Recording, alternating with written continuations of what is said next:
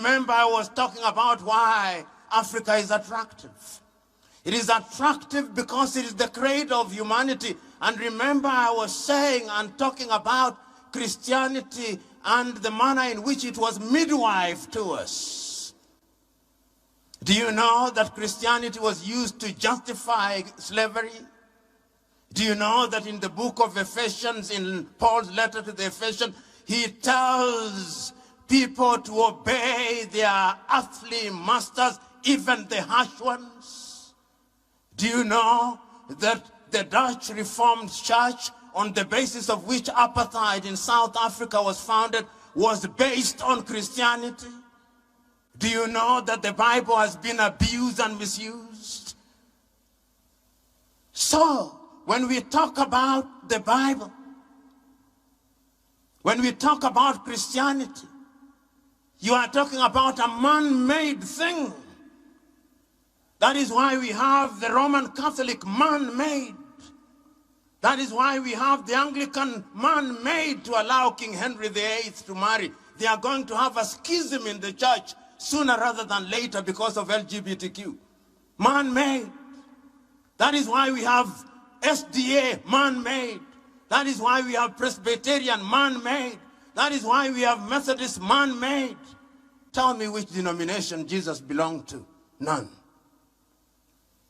So when we have all these denominations coming here and the manipulators in order to steal our land, Africa is attractive initially because of us.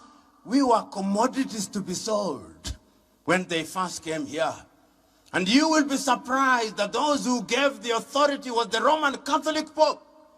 The initial exploration of the world in the 14th, 15th century to Christopher Columbus and Vasco da Gama, they had a purple bull to survey the whole world, to come and discover us. We are attractive because we were commodities. We were attractive because we are considered children of a lesser God. We were attractive as a continent after that because of the raw material that we had before the Industrial Revolution. They wanted our rubber.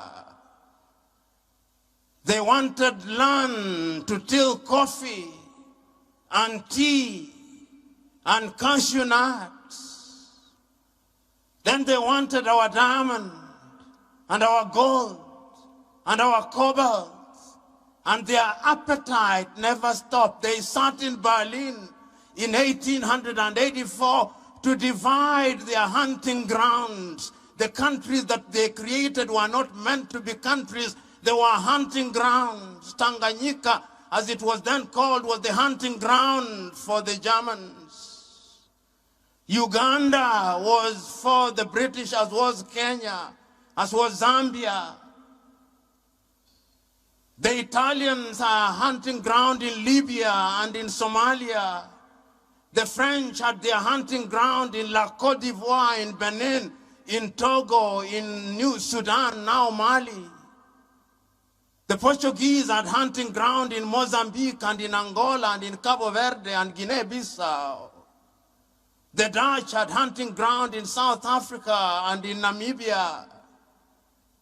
The Belgians had hunting ground in the Democratic Republic of Congo. These were hunting grounds. The hunters did not want to quarrel. They had fought for too long. They wanted to hunt with ease, and they did. And they incorporated some of us. Then the Spirit of God came unto them, and we started struggling to regain our independence. In the intervening period, our kith and kin had been taken to the United States of America and to Caribbean. And they had been turned into slaves. They lost their language. They lost their names. You only have to watch Alec Haley's Roots, the story of Kinta Kinte, and know why they did it. Africa has been attractive for the wrong reasons. Then we regained our independence. And no sooner had we regained our independence than they tried to disrupt us. Did they not kill Patrice Emery Lumumba 10 months after? Did they not kill Sylvanus Olympio 1 year after independence? Did they not overthrow Kwame Nkrumah in 1966? Did they not use their agents to overthrow Nnamdi Azikiwe and kill Tafawa Balewa and Ahmadu Bello in Nigeria? Was there not a mutiny on a single day in East African countries in 1964 when they wanted to overthrow the government of Tanganyika, Uganda, and Kenya? They were here, the colonialists, because they had lost their hunting grounds and they were coming back. Did they not mount coups in order to regain their hunting grounds? Africa is attractive because of our resources.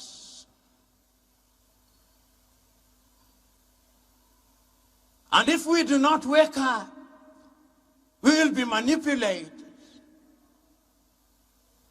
We are now a hunting ground, even as I speak, because a disunited Africa is good for other civilizations. A disunited Africa is good for Europe. A disunited Africa is good for the United States of America. Disunited Africa is good for China. It is good for Russia. It is good for the Arabs. It is good for the Turks.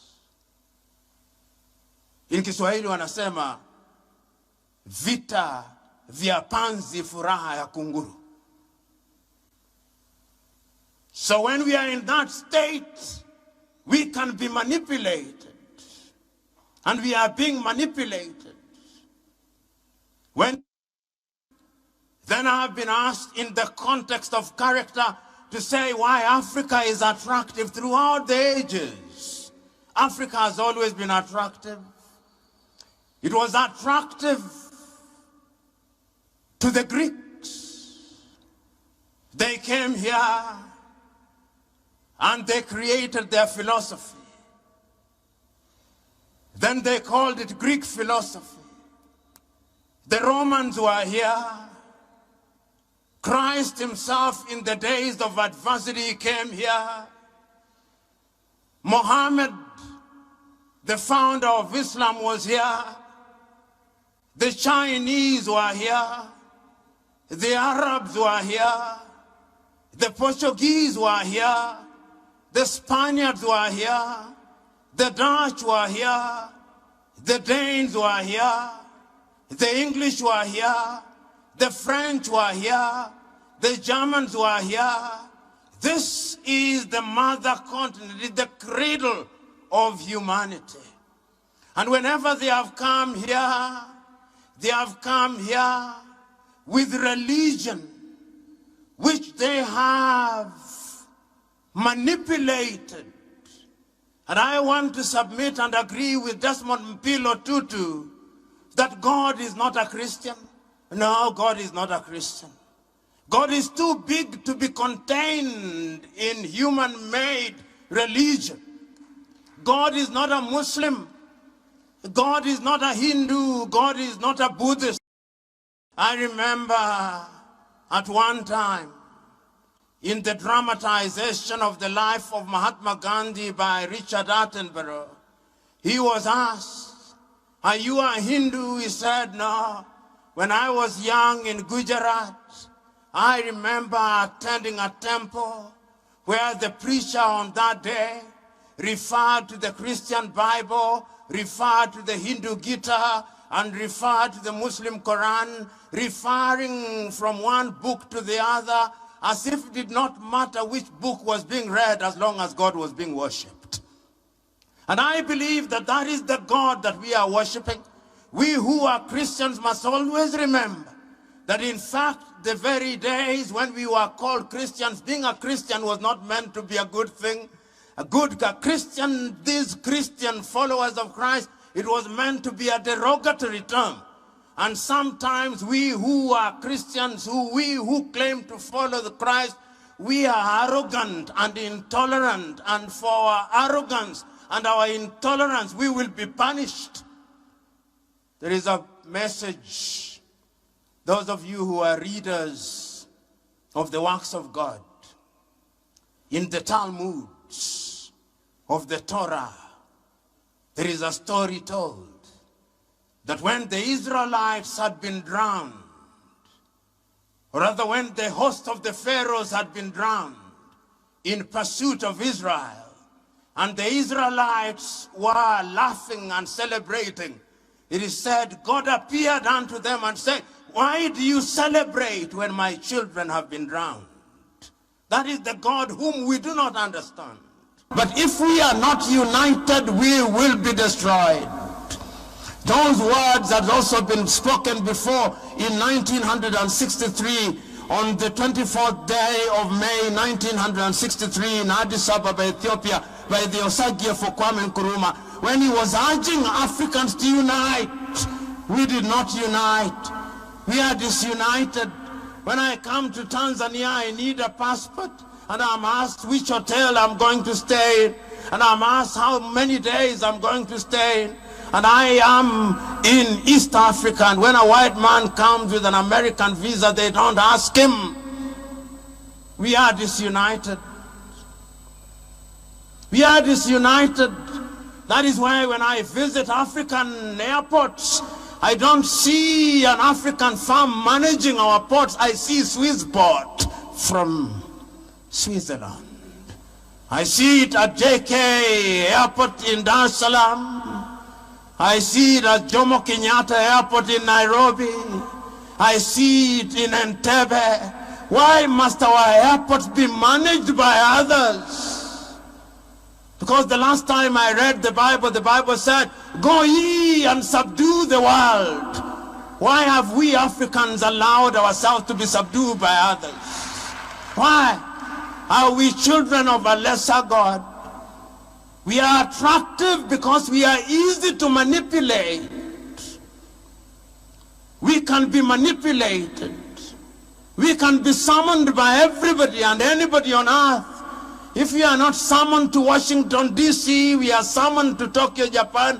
If we are not summoned to Tokyo, we are summoned to Paris. If we are not summoned to Paris, we are summoned to Brussels. And if we are not summoned to Brussels, we are summoned to London. And if not London, we are summoned to Beijing. And if not Beijing, to Istanbul. And if not Istanbul, to New Delhi. And if not Delhi, to Doha. For how long? This is the question. We must wake up. Christ will come and he'll say, I gave you, what did you do with it? And we'll say that we are praying and fasting. No, he will not listen to us. The last time I checked, Paul was preaching, praying, and writing letters, and also making tents. Which is the tent that you are making? I can go on and on. But your attention span has suffered and is suffering. So I must conclude. I conclude by telling us that we have lamented for too long as Africans. We have blamed others for too long. The time is now to blame ourselves. For nearly 60 years, we have elected in many countries men and women who ought not to be elected. I remember in 1995, when the great Mwalimu Nyerere was invited at a meeting of his party, Chama cha Mapinduzi, to give his ideas on who ought to be elected as the third president of the United Republic of Tanzania. Mwalimu said many things, but among the things that he said was character. Who do you elect? The African electorate's affinity to thieves is without rival in this world. When you are a thief in Africa, the electorate loves you. When you are a liar in most African countries, the electorate loves you. When you incite people on the basis of ethnicity and tribalism, the African electorate in many countries loves you. When you incite people on the basis of religion, Many people in the electorate in Africa love you. When you divide people along gender lines, the electorate in Africa loves you. The ghost of ethnicity, the ghost of corruption, those who claim that they can pray ghosts out, this is the opportunity to pray. Exorcise those ghosts. Otherwise, pray no more. Exercise ghosts no more. Because that is what Africa needs. And I've said, and I'm saying it again, the things that require technology will not be achieved through theology. You are not going to pray the 5G to come into being. No. God gave you the ideas because your mind is what God gave you, and we are created in God's image. The image that God talks about is not about how we look. How can God possibly look like me? How can God possibly look like you? Ladies and gentlemen, in order for Africa to realize our potential, we must wake up. Because when we wake up and we are united, we are going to be masters of our own affairs. We are going to be masters of our own resources. And we can only do that through unity. Not the unity of the graveyard where we do not disagree. We will disagree. But remember, ideas must be cross-pollinated and cross-fertilized. It is in civil disagreement that one good idea overtakes another. And I have faith in Africa. I have faith in the young people sitting up there knowing that this is an intergenerational battle. You are the young suckers that will grow when all these old bananas are dead, as Chinua Achebe said. This is a race which we have started, and you must win, and win we must. God bless.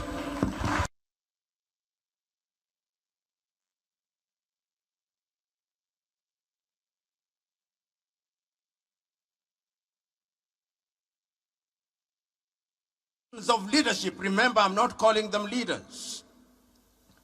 Imagine that if they come late to an event, then they are important. That is rudeness, and that is arrogance. When you have good character, you respect people's time. When it is appointed that you should arrive in a place at 9, you arrive at 8:30. That is character. In Africa, we don't do that.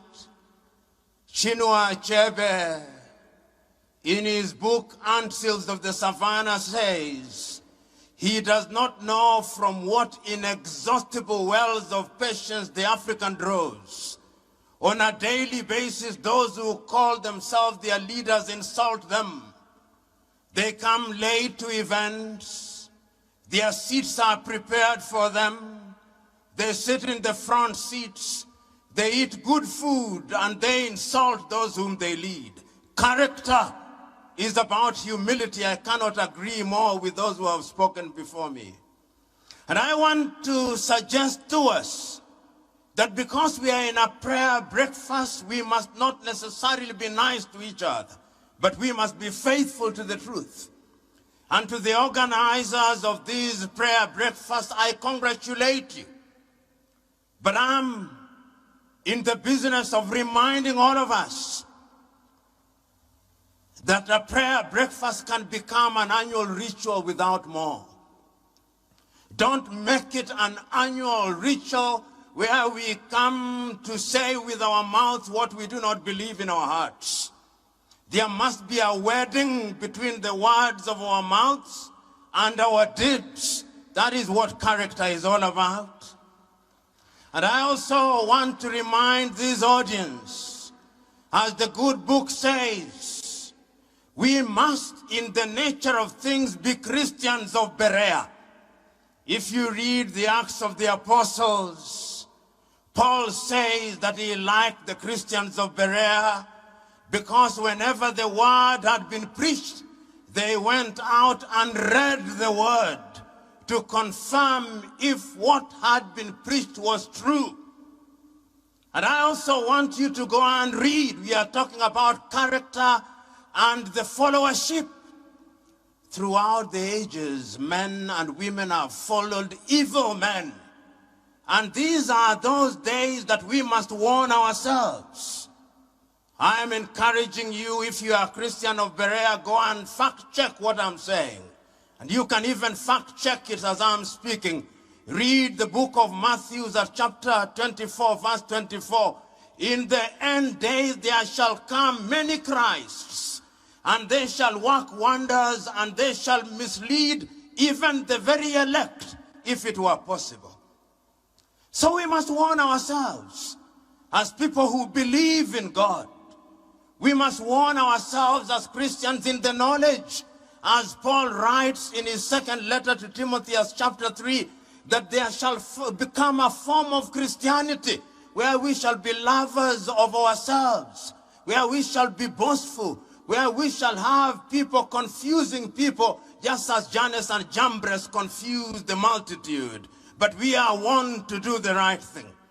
And I'm also telling you that the same Bible tells us that you cannot pretend to be lovers of God whom you have not seen if you do not love your brothers and sisters whom you see. You know, when we talk about character, we are talking about serious business. When we talk about prayers, we are talking about serious business. When my good friend Godfrey was asking people to pray, I'm making some of you uncomfortable, and that is my intention. When he was asking people to pray, he asked several people to pray, and everybody came. And I was asking myself, why must 5 people pray? Why can't it be 1? Why? They all said the same thing. Why can't 1 person pray? 3 members of parliament had to pray. Why? Is God deaf? Must we repeat things to God? Are we like the latter-day Pharisees who pray that men may listen to us? Let us not use prayer breakfast to mock God. Let us use prayer breakfast to say that which is right and to speak the truth to all of us. I'm saying all these because we must say it, because we must not shy away from the truth. You know, and before I turn to my subject for 5 minutes, when Christ himself is asked, teach us how to pray, he prays in less than a minute. Our Father who art in heaven, hallowed be thy name. Thy will be done on earth as it is in heaven. Give us this day our daily bread. Full stop, just pray. All these things that we are in the business of asking, God knows before you ask. If he can number the hair on your head, if he knows your thoughts before you say them, don't be like Pharisees. Let us warn ourselves. And let us remind ourselves, as I said yesterday, prayer without action is superstition. We must act. We must do the right thing.